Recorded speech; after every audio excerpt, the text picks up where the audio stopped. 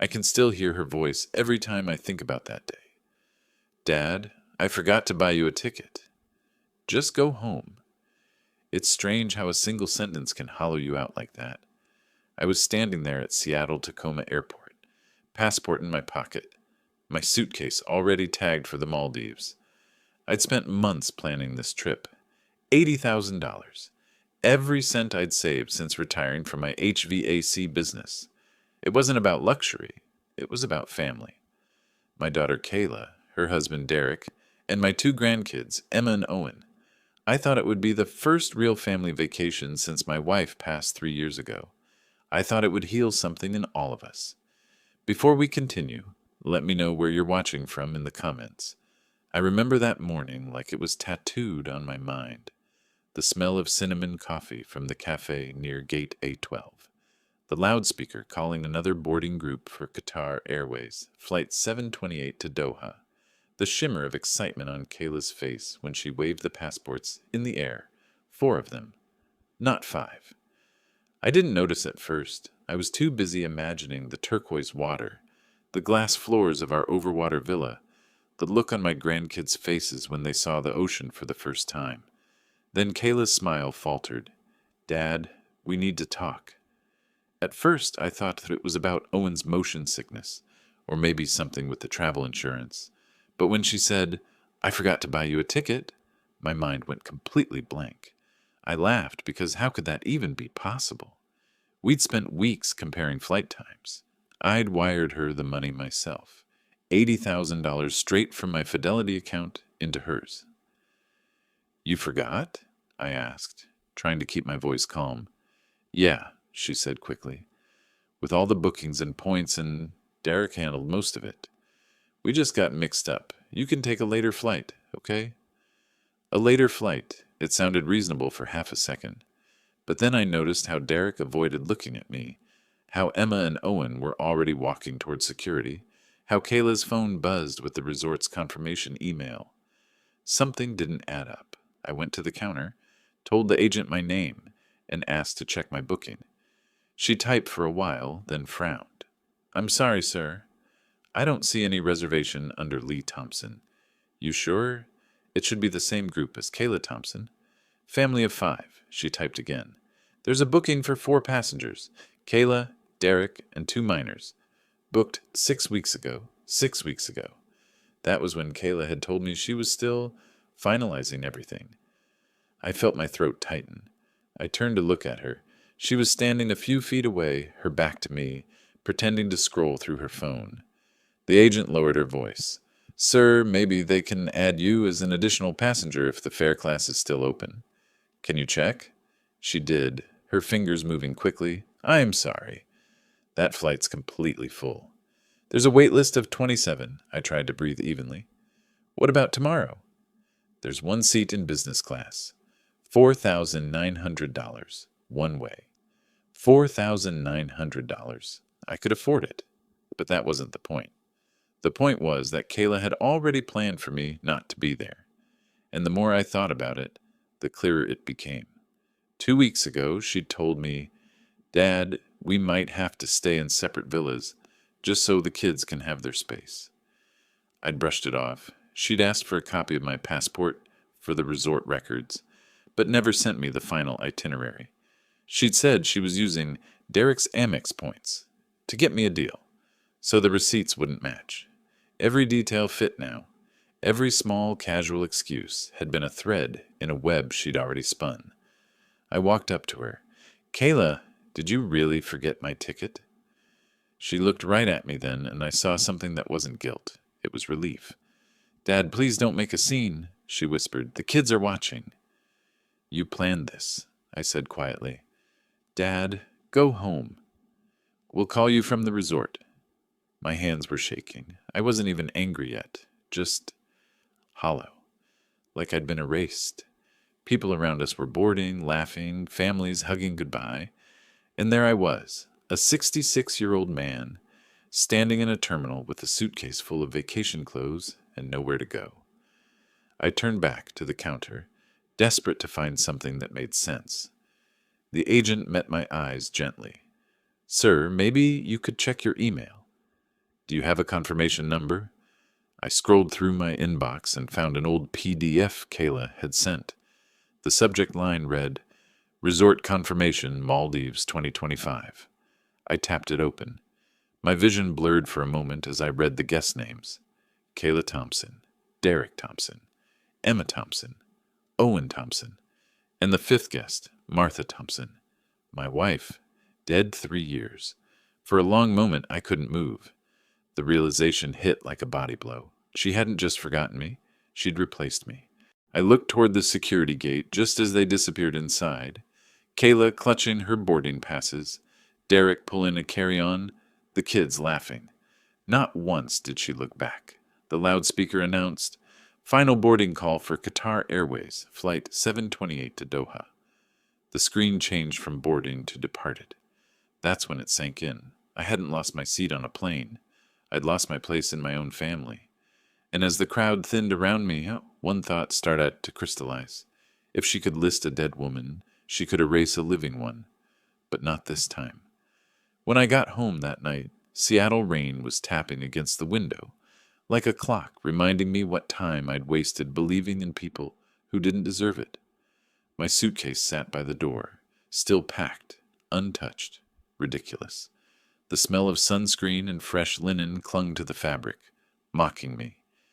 $80,000 gone, and the only thing I had to show for it was a boarding pass that didn't exist. I poured myself a cup of coffee, the same way I did every morning since my wife died. 1 spoon of sugar, a splash of half and half. Martha used to joke that I liked my coffee the way I lived, too sweet for this world.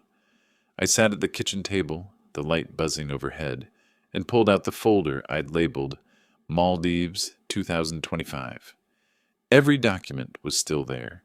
Bank transfer receipts, hotel brochures, screenshots of texts from Kayla saying, Don't worry, Dad, I'll handle it. That sentence kept looping in my head. I'll handle it. Before she married Derek, I handled everything for her.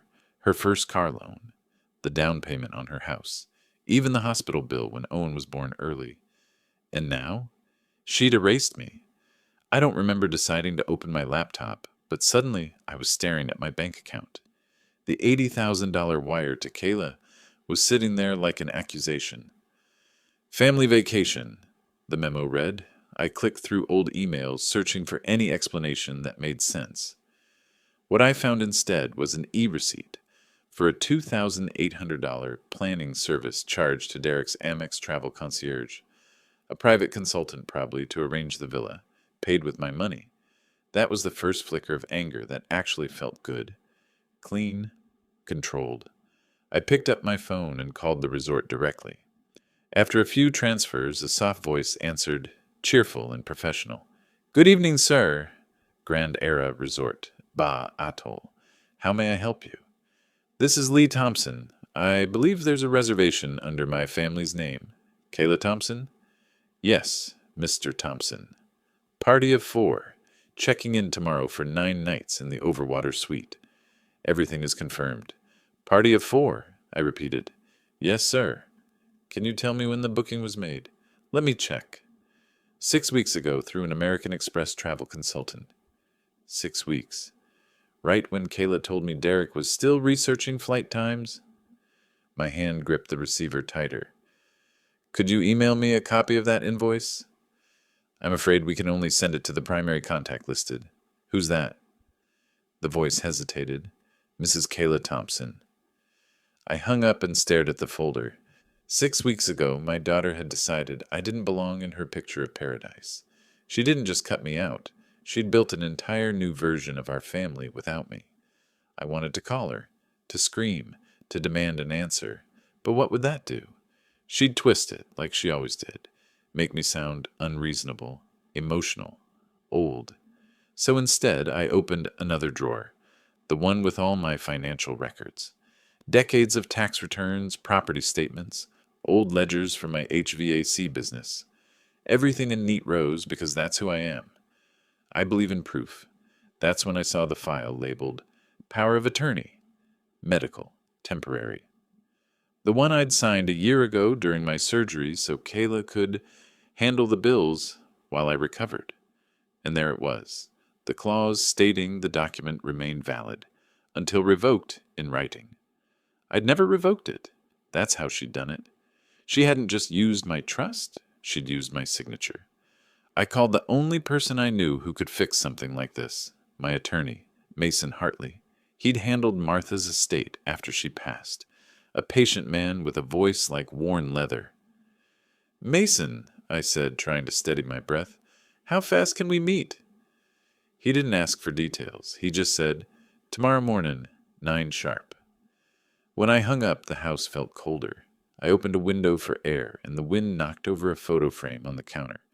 Kayla at 15, wearing braces, grinning beside me at Yellowstone. I remembered promising her back then, "No matter what, I'll always be there for you." Now I wasn't sure if that promise had been a gift or a curse. By midnight, I'd gathered every record, emails, texts, receipts, and stacked them neatly in a binder. I wasn't planning revenge, not yet. I was planning clarity. The next morning, the world looked sharper somehow. The rain had stopped. The air smelled of wet cedar. I drove downtown, parked outside Mason's office near Pike Street, and walked in carrying my binder like a weapon. Mason took one look at me and said, "This isn't about money, is it?" "No," I said quietly. "It's about respect." He leafed through my paperwork, pausing when he saw the power of attorney. "You realize she's had access to everything since last year. She could sign for you, transfer funds, even make travel arrangements in your name. Can we revoke it?" "Immediately," he buzzed his paralegal. "We'll notarize the revocation today." "But Lee," he looked up from the document, "if this goes further, we're talking elder financial exploitation. That's a felony under Washington law." I stared out the window at the gray skyline. "I don't want her arrested. I just want her to understand what she did." "Then you'll need leverage," he said, "and evidence." He slid a legal pad across the desk. On top, he wrote 2 words in neat block letters: "Control everything." As I watched him sign and stamp the revocation form, something inside me shifted. The hurt didn't go away, but it hardened into purpose. When I left the office, the clouds were breaking apart, thin streaks of sunlight spilling over the sound. I stopped by a UPS store, had the revocation notarized, then mailed a certified copy straight to Kayla's address. I imagined her face when she opened it, her realization that her little game had changed. That night, I poured another cup of coffee and opened my laptop again. I wasn't the man she'd erased. I was the man who'd built her world, and now I was going to take it apart, one signature at a time. The cursor blinked on my screen, waiting. I opened a new email and typed a single line to Mason. "Next step?" His reply came 5 minutes later. "Revoke, replace, recover." I'll guide you through every inch. I stared at those words and felt something I hadn't felt in months: control. But what I didn't know yet, what I couldn't possibly see coming, was that the next document I'd uncover would make everything so much worse. And this time, it wouldn't just be about money. I didn't sleep that night. Not really. I lay there in the dark, listening to the refrigerator hum and the wind brushing against the cedar trees outside my window, thinking about every time I'd said yes to Kayla when I should have said no. The truth hurts harder when you realize you helped build the knife that cuts you. By dawn, I was sitting at the kitchen table again, a mug of black coffee in one hand, the power of attorney papers in the other. Mason's words from yesterday kept echoing in my head. Control everything. That wasn't just legal advice. It was a lesson I should have learned years ago. I drove to the UPS store right when it opened and handed the clerk the envelope addressed to Kayla's house in Bellevue. Inside, the notarized revocation, sealed and stamped. "Certified mail," I told him. "Signature required." The man nodded, oblivious to how that envelope was about to change a family forever. On the way home, I stopped by the credit union. The branch manager, a woman named Denise, who'd known me since my HVAC days, looked confused when I told her to close all joint authorizations linked to my name. "Everything okay, Lee?" she asked. "Not yet," I said, "but it will be." By noon, I'd opened a new Schwab account in my own name, transferred my investments, and frozen my old ones. A small, almost childish part of me hoped Kayla would notice when she tried to log in and found her access revoked. I imagined her frown, that same look she gave me as a teenager when she got caught lying about grades. I'd been too soft then. I wasn't going to make that mistake twice. That afternoon, Mason called. "We'll need to establish new estate documents," he said. "Clean slate. I'll schedule a signing and we'll have video evidence of capacity so no one can contest it later." "Do it," I said. He hesitated. "You sure you're ready for that step?" I stared at the empty dining room chairs where my family used to sit. I was ready the moment she told me to go home. After the call, I opened my email, determined to collect every scrap of evidence before Kayla realized I was moving. That's when I saw a new message from the resort. Grand Ara, Maldives. Payment confirmation. The subject line was routine, but the body of the email wasn't addressed to me. It was forwarded from Kayla's inbox, which I still had access to through an old family account. At first it looked like a standard invoice, but as I scrolled, something caught my eye. A note under special requests. Private sandbank dinner for 2 on night 3. Guest note, Dad probably won't make it. I read it twice, then a third time. The room went quiet, except for the sound of my own breathing. I'd thought I was angry before, but this was something else. I clicked through her old messages, following the trail like a detective in my own life. Hidden in an archived folder was a voice memo Kayla had sent to Derek weeks ago. "He's lonely. He'll accept anything. Just keep it vague and he'll sign whatever I close my eyes." Every excuse, every "love you, Dad" text, every soft tone, it had all been part of a plan. I wasn't just forgotten.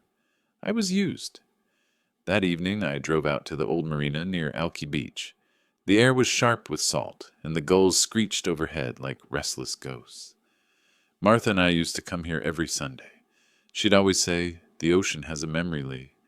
It remembers who walks away and who comes back." I used to think that was poetry. Now it sounded like prophecy. I stood at the railing, watching the tide pull away from the shore. For the first time since the airport, I didn't feel powerless. Betrayal can destroy you, or it can carve you into something harder. I wasn't after revenge, not the kind that hurts people. I wanted something cleaner, a kind of justice that left no blood, only truth. The next morning I met Mason again. He had a checklist on his desk, each item underlined in blue ink. First, revoke power of attorney, done. Second, freeze assets, done. Third, rewrite will. Next step, trusts. He looked up. "Do you want Kayla included in any form?" I shook my head. "No. But the grandkids? Yes. Through education trusts, managed by the bank. She'll never touch a cent."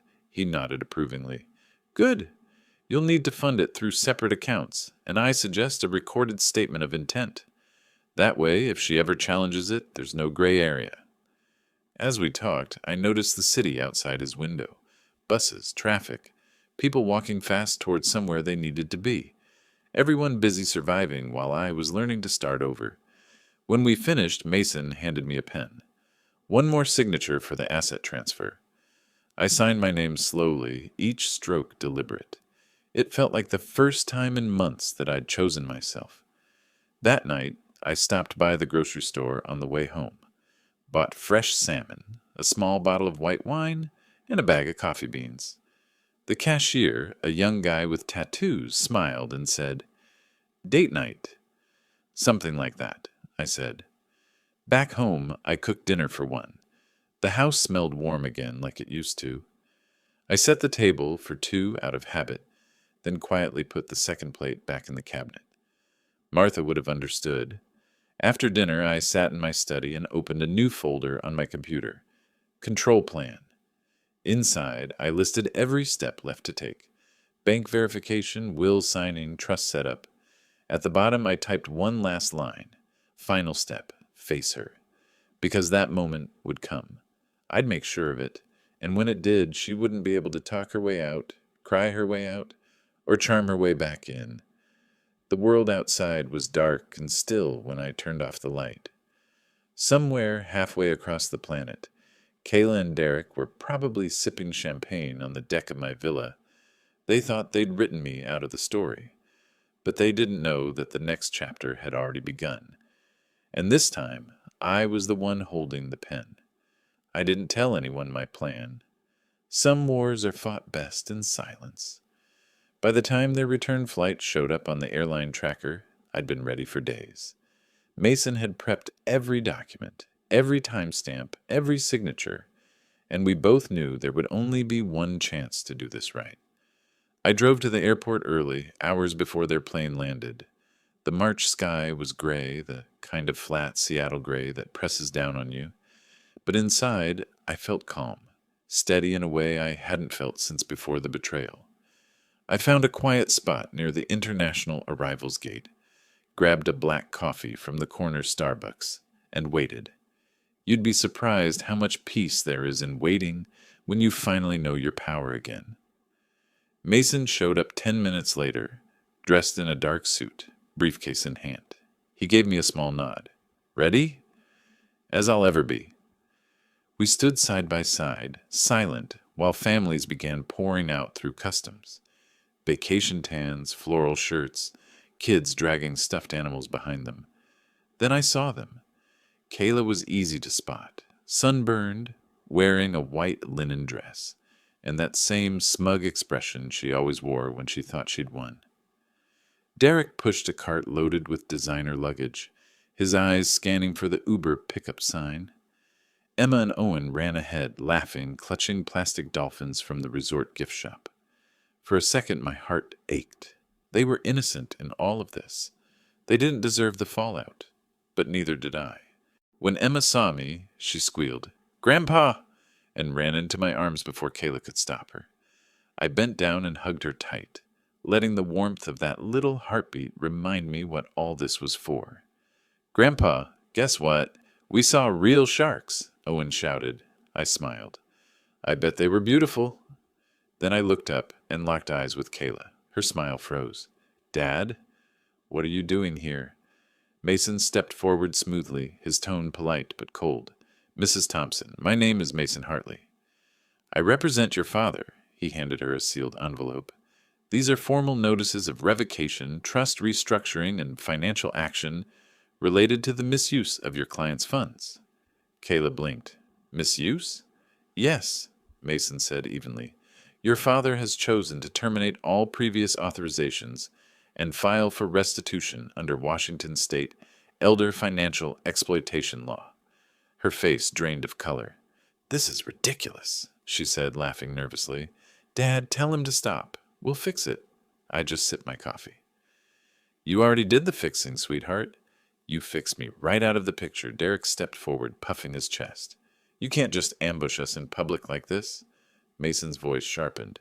"You're welcome to address any concerns with the court clerk once the filing is processed. I recommend you hire counsel quickly." The crowd around us began to slow. People pretending not to stare, but obviously listening. Kayla's cheeks flushed bright red. "Dad, please." The kids, "Don't do this here." "You didn't mind doing it at the airport 3 weeks ago," I said quietly. "What's the difference?" Emma tugged at Kayla's dress. "Mom, why's Grandpa mad?" Kayla crouched down, voice trembling. "He's just confused, honey." "Grandpa doesn't understand." "Confused?" I cut in. "No, Kayla. Confused was me standing at that gate while you boarded my vacation. This," I said, nodding to Mason's briefcase, "is clarity." Mason handed Derek another packet. "This is a notice of claim regarding the $80,000 wire transfer made under false pretense. The funds have been traced, and pending investigation, your joint accounts are frozen." Derek's mouth fell open. "You froze our accounts?" "I did," I said simply. "Turns out that power of attorney you used to coordinate travel gave me access to see every transaction you made. You should have been more careful." Kayla's voice cracked. "You can't do this. You're my father. That used to mean something," I said. For a moment, silence hung heavy between us. People whispered. A TSA officer glanced over, probably debating whether to intervene. Then Mason spoke again, calm and clinical. "Mr. Thompson, Mrs. Thompson, this is a civil matter. Please review the notices at your earliest convenience. Any attempt to tamper with or destroy financial evidence will result in escalation to the State Attorney General's office. Derek cursed under his breath. Kayla grabbed his arm, trying to whisper, but her voice was shaking too hard. I crouched down to Emma and Owen's level. "Hey, you two," I said softly. "Grandpa's got to go take care of some grown-up stuff, okay? But I'll see you soon. Promise?" They nodded, confused but trusting. I stood, gave Mason a small signal, and we turned to leave. But before I did, I looked back at Kayla one last time. "You told me to go home," I said. "So I did. I just made sure it was my home this time, not the one you tried to steal." Mason and I walked out to the parking garage without another word. The automatic doors slid shut behind us, sealing the echo of their voices inside. He exhaled slowly as we reached his car. "That," he said, "was one of the most satisfying client meetings I've ever attended." I smiled faintly. "It's not over yet." He raised an eyebrow. "You've got another move?" "Oh, I've got plenty," I said, watching a plane roar overhead. "They taught me one thing. Family can betray you. But they also taught me something else." "What's that?" "That dignity doesn't come cheap, but it's worth every penny." As we pulled out of the garage, I looked up at the sky, gray, endless, and calm again. For the first time in weeks, I felt light. I'd lost a daughter that day at the gate, but I'd found myself again in the fight that followed.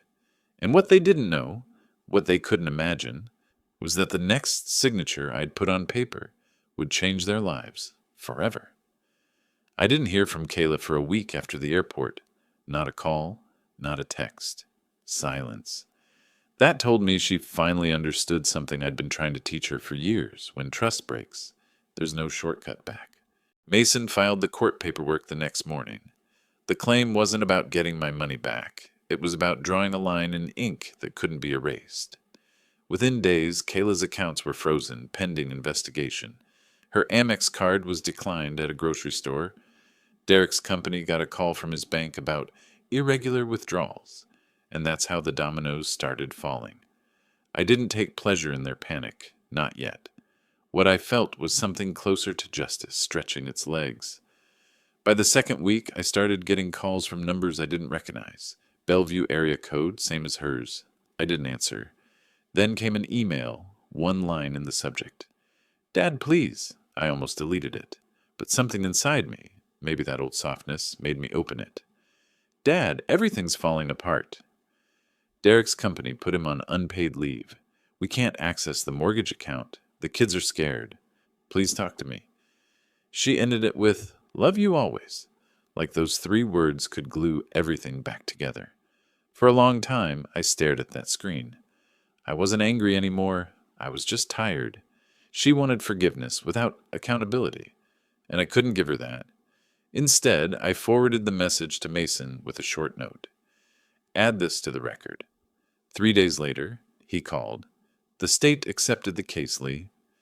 Based on her use of your power of attorney, they're classifying it as financial exploitation of a vulnerable adult. She's agreed to a settlement." "What kind of settlement?" "Restitution and public acknowledgement. It'll go on record."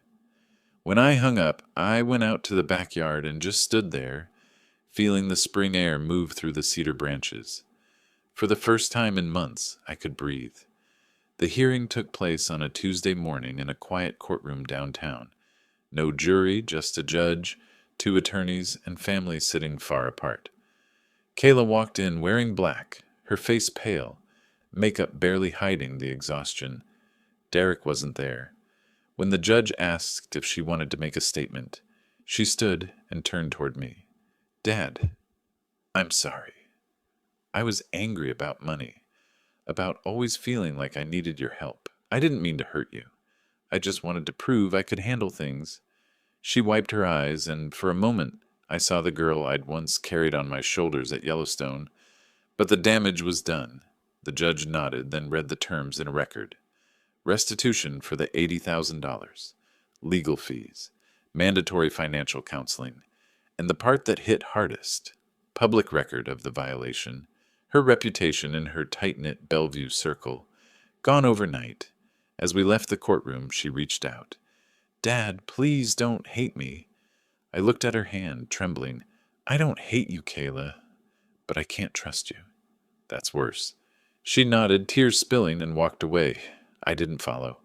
Outside, Mason clapped a hand on my shoulder. "You did the right thing." "Maybe," I said, "but it sure doesn't feel like winning." That night, I came home to a quiet house, poured myself a glass of wine, and opened the envelope Mason had given me earlier, a copy of my final will, notarized and sealed. Inside, I'd made the last adjustment. Every dollar Kayla would have inherited now went to the Martha Thompson Memorial Scholarship Fund, supporting kids from working-class families who wanted to study engineering. My wife's name, my legacy, and my daughter's lesson bound together in one clean document. A month later, I got a letter from the first scholarship recipient, a single mom from Tacoma who'd been accepted into an HVAC certification program. She wrote, "Your generosity gave me a second chance." "I'll make you proud," I smiled, folded the letter carefully, and pinned it above my desk. I realized then that I hadn't lost everything. I just redirected it. Some nights, I still think about Kayla. I hope one day she understands that this wasn't revenge. It was accountability. There's a difference. If there's one thing this whole mess taught me, it's that love without boundaries isn't love. It's servitude. You teach people how to treat you, even if it takes 66 years to finally learn it yourself. Have you ever trusted someone so much that they mistook it for weakness? Tell me in the comments. I'd really like to hear your story. And if mine hit a little too close to home, subscribe and stay a while. We've all got scars, but sometimes sharing them is the only way they heal.